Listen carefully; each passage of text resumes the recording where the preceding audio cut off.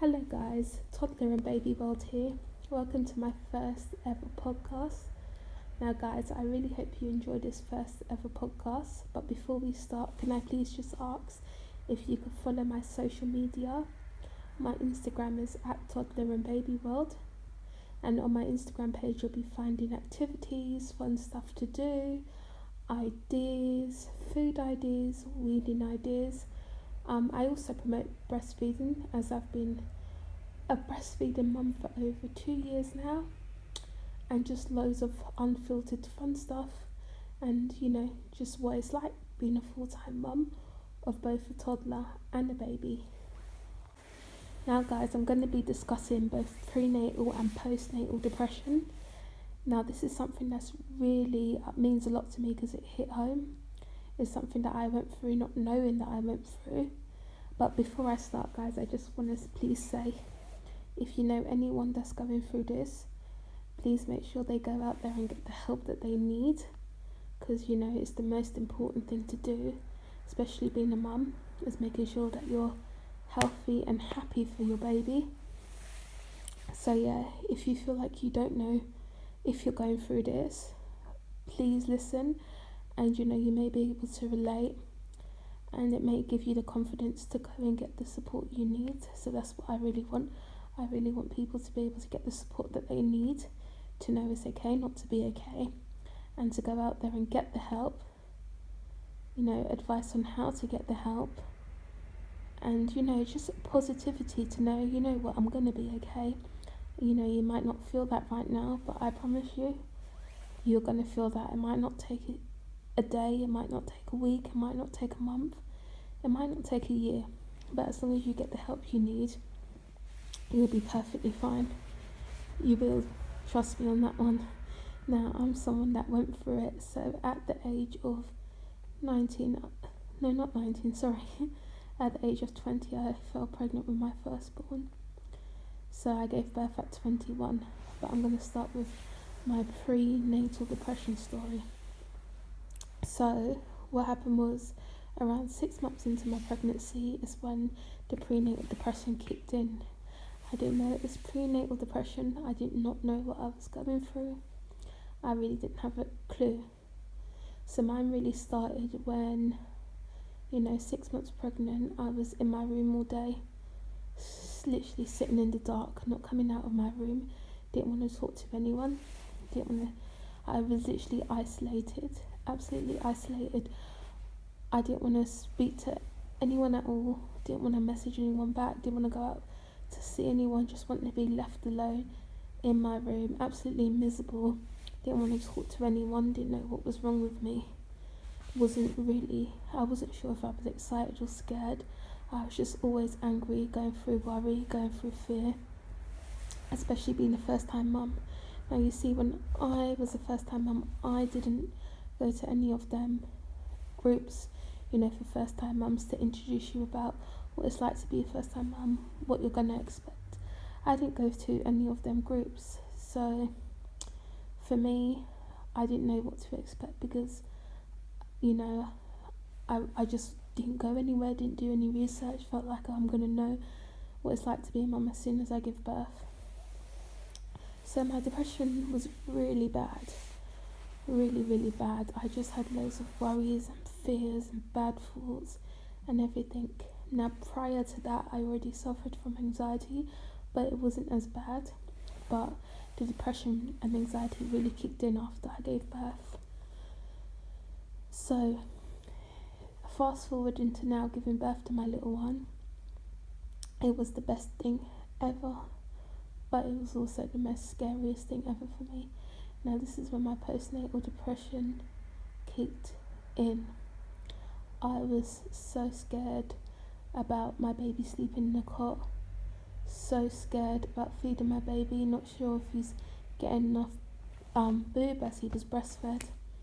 So I was worried about everything, so I'll start off him sleeping. Now, as you know, at hospitals, when you are staying at a hospital, there's a cot there where your baby has to stay, and you're not allowed your baby to sleep in your arms. So having my baby sleep in the cot beside me was the hardest thing ever. I did not sleep a wink. I was worried, making sure he was still breathing every second.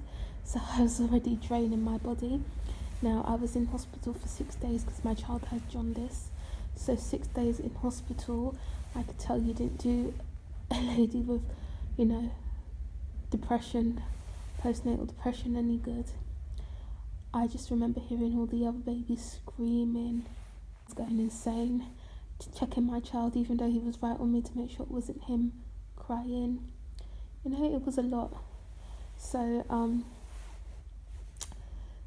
with the sleeping habits, I didn't sleep a wink at the hospital, and bringing him home was the worst thing ever. I couldn't let him sleep in his cot. I absolutely hated him sleeping. When he was asleep, I couldn't sleep because I was too worried. So I literally had my eyes open 24/7 when he was asleep. I definitely missed out on a lot of sleep, especially when he was napping. It would have been the perfect time to nap, but I was too worried, scared he wouldn't be breathing.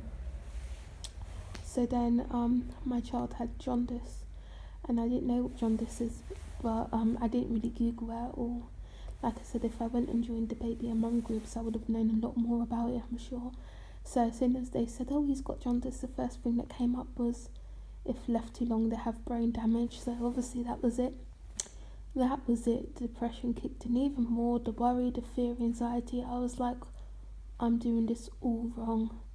I don't know what I was doing. I just wanted to crawl up into a ball. It was the most scariest experience for me. So little did I know that all it meant is that he needs to be under sunlight a lot more, and he needs to be fed a lot more. That's all it really meant, to be honest. So obviously I was there worried, scared. So any little thing to do with my little one, I was worried, scared, didn't want anyone to touch him, hold him, change his nappy. I wanted to do it all by myself. I didn't want any help. I never ever had a night out, a girls' night out. Personally, that's something I didn't want to do in general, but the fear of leaving my child was just, wow, I can't even express the words. The thought of that, I wouldn't even leave in 5 minutes to go and bath.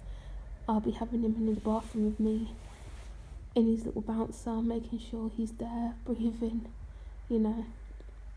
So I feel like being a first time mum, you do get a lot of worry, especially postnatal depression. It's not anything nice to go through. It's very hard. You feel selfish, that you feel down. Sometimes don't even know how you feel. There got stages where I felt numb because I was too worried that I didn't even know what to worry about next. So my brain was so used to being worried and scared, I just felt numb 24/7.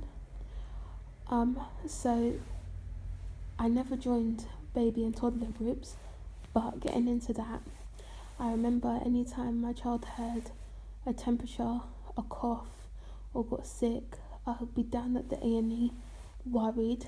Literally every day or two, I'll be down saying, "Is he okay? Is his jaundice gone? Jaundice is gone."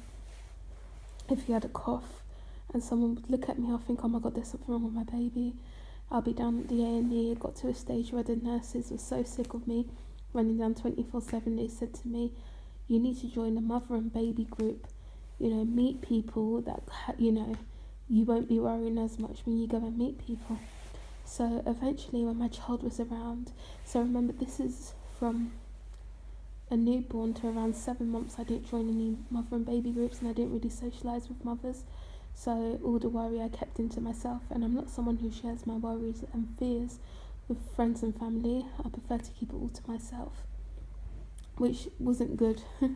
So when my child was around 7-8 months, I decided to join a mum and baby group, and I am the most awkward, shy person there is. I don't like making friends. Like, I'm really awkward at it.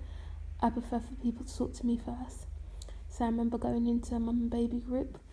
First day, no one approached me, and then second day, I was friends with someone who was going through the exact same thing as me, a full-time breastfeeding mum, had the same worries, had the same fears, had the same absolute everything I was going through. So it was someone that I could relate to say what I was scared of. You know, she kind of reassured me, you know what, it's okay, I'm going through this too. It's normal. It's normal to be worried. It's normal to be scared. It's normal to have postnatal and prenatal depression. Personally, I don't feel like being pregnant, it was out there enough. I don't feel like there was enough information given. I feel like I would have been happier, so much happier, if the midwife said, you know what, you might expect this, you might expect that. Yeah, it might scare you a bit, but at least it'll make you more prepared. I think what scares you more is when you don't expect it and it's there. So me going to a mother and baby group was the best thing ever. Meeting people that are going through the same things that I'm going through, the same worries and fears. So it got to eventually going out. When you meet mothers and babies, it's a good thing to do stuff outside the baby groups. So go to play groups, keep your mind busy, focus with your child, and just do a lot of happy stuff. And I think that's the key to especially depression is, if you know that you have to do something, go and do it. Wake up, put yourself in a routine, get out there, go out there and do fun stuff. I think the worst thing to do is to not interact with other mums, because if you're going through it, you might be too, if you're going through it and you don't interact with other mums, you might feel, like, I'm doing this all alone. And some people leave it to severe cases where they go and commit suicide, or they feel like they're not good enough. And listen, you are a mum, you are amazing, honest to God. If you carried your child, you are amazing. I don't want anyone to be out there feeling, oh my gosh, I'm going through postnatal depression and I don't know how to cope. Trust me, I felt the exact same. I didn't go to anyone for advice at first, and I absolutely regret it. Now, I'll be honest, I didn't go to doctors, midwives. I didn't ask them for advice first, because I thought if I tell them what I'm going through, they're going to take my baby away. I had crazy thoughts, but when you look back at it, you think how silly my thoughts are. So, going out with friends and that, I wouldn't say it cured me completely. I went online and I referred myself to a therapist, spoke to my therapist about the problems. Obviously it didn't happen all overnight, but I got help from the lovely NHS, and they gave me the best support and advice. Now, looking back over 2 years later, I won't think I was the same person. The state that I was going through when I was pregnant. So it's amazing how far you could come. So guys, I just want to say, like I said, if you know anyone that's going through postnatal depression, prenatal depression, you may be going through it yourself. Just want you to know that there is help out there. Go on the NHS website, go onto Google, go to baby and mum groups, even speak to the workers there. They'll be able to guide you with support. If you're worried and stressed about anything, just go onto the website and get all the help you need. You are a super mum, you'll get through this, and you don't have to worry and think it's gonna, all this worry is gonna last forever. It doesn't. You will get over it eventually.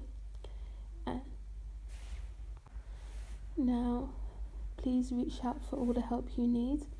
My inbox is open. I will try my best to reply. I love going through messages anyway. So if anyone needs any advice and support, follow me on Instagram at Toddler and Baby World, and I'm here to help. Guys, I'm not professional, but I'm just someone that's been through it, and I never thought there was a way out of it. So I would like to show everyone that there is a way out of it. So guys, I really hope you enjoyed my first podcast. I know it wasn't as long, but we'll get there. The more likes, the more views, and the more information you get out of this. And if you guys can give me suggestions on what to do and what to talk about next, then we'll do that and we'll go from there. Guys, this podcast will also be on my YouTube, so please would you like, comment and subscribe. Comment below, any advice you need, and I'll try my best to get back at you. Thank you guys. Goodbye.